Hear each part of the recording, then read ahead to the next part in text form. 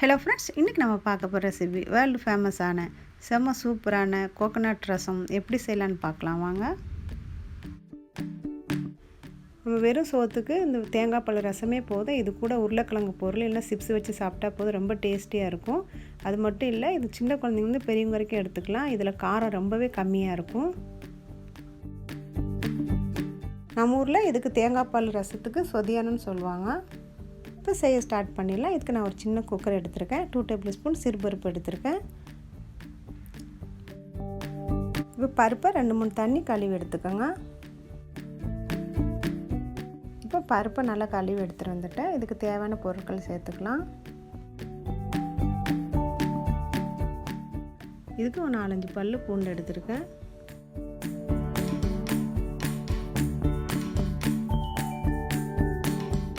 இதுக்கு பெரிய 2 பச்சை மிளகாய் சேர்த்துக்கோங்க.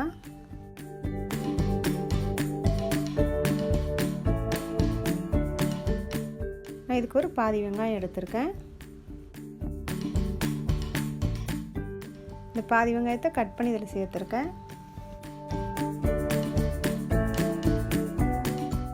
இதுக்கு மீடியம் சைஸ் தக்காளி 1 எடுத்திருக்கேன்.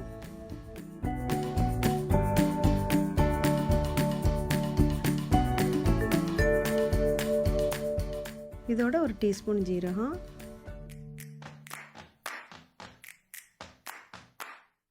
இப்போ காரத்துக்காக ஒரு டீஸ்பூன் மிளகு சேர்த்துருக்கேன்.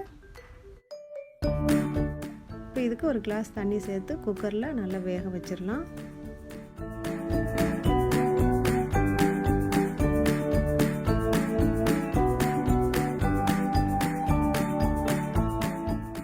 இப்போ ஒரு கிளாஸ் தண்ணி சேர்த்துட்டோம், நல்லா மிக்ஸ் பண்ணிக்கலாம்.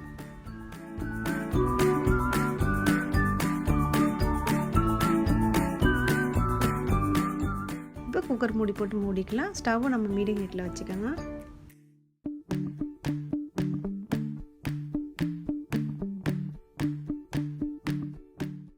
இப்போ 3 விசில் மட்டும் வேக போட்டு எடுத்துக்கோங்க. ஏன்னா சிறுபருப்பு சீக்கிரமாக வெந்துடும்.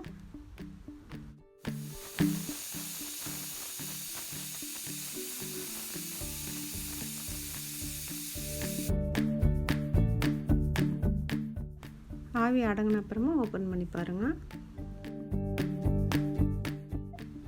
இப்போ மத்தோ இல்லைன்னா நம்ம பால் கரண்டி வச்சு நல்லா கடைஞ்சி விட்டு இந்த மாதிரி ஃபில்ட்ரு பண்ணி எடுத்துக்கலாம்.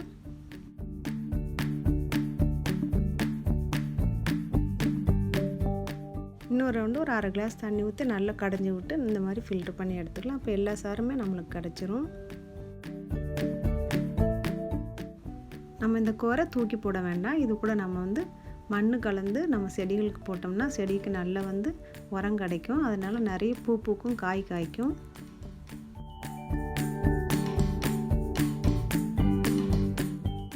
இப்போ இதுக்கு ஒரு 1/2 மூடி தேங்காய் எடுத்திருக்கேன். இது நல்லா கட்டியாக புழிஞ்சு வச்சுருக்கேன்.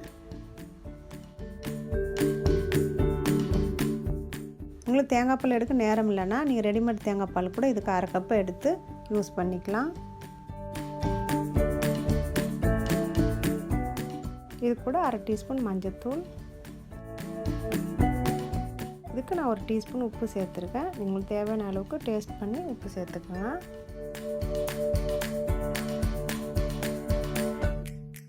இப்போ நல்லா கலந்து விட்டுட்டு இப்போ ஸ்டவ்வில் வச்சுக்கலாம். இப்போ தேங்காய் பால் ரசம் லைட்டாக சூடு ஏறிடுச்சு. இப்போ இன்னும் கொஞ்சம் கலந்து விட்டுக்கலாம்.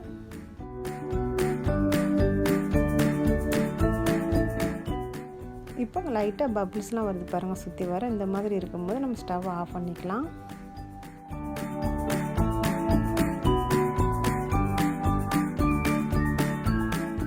இப்போ தேங்காய் பால் ரசத்தை தாளிக்க ஆரம்பிச்சிடலாம். ஒரு சின்ன பேன் வச்சுருக்கேன்.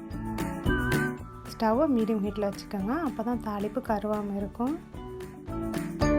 2 ஸ்பூன் எண்ணெய் சூடு பண்ணிக்கலாம்.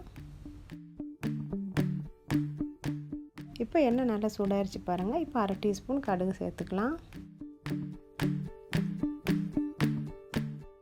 இப்போ கடுகு நல்லா வெடிச்சிருச்சு. இதுக்கு 2 காஞ்ச மிளகாய் சின்ன சின்னதாக கட் பண்ணி போட்டுக்கலாம்.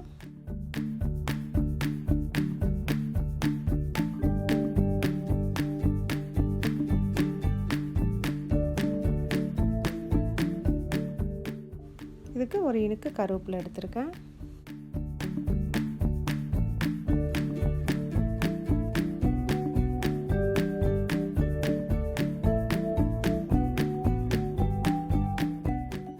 தாளிப்பு ரெடி ஆயிடுச்சு.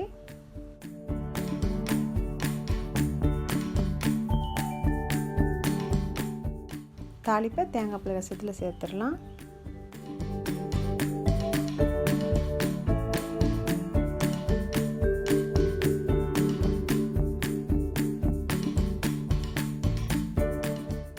தாளிப்பு சேர்த்தோன்னே உடனே மூடிடுங்க.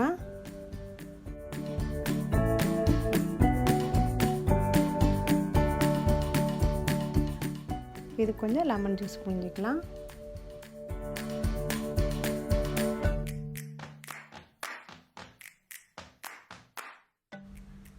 இதுக்கு 2 ஸ்பூன் லெமன் ஜூஸ் எடுத்துக்கோங்க.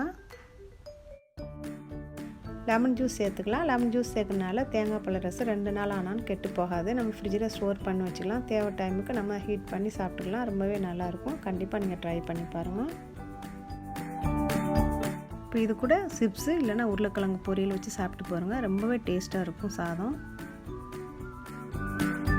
புதிய நண்பர் நம்ம சேனலை சப்ஸ்கிரைப் பண்ணிக்கோங்க. நான் புது வீடியோ போடும்போது அலர்ட் வரும். மீண்டும் அடுத்த வீட்டில் சந்திப்போம். தேங்க்ஸ் ஃபார் வாட்சிங் ஃப்ரெண்ட்ஸ்.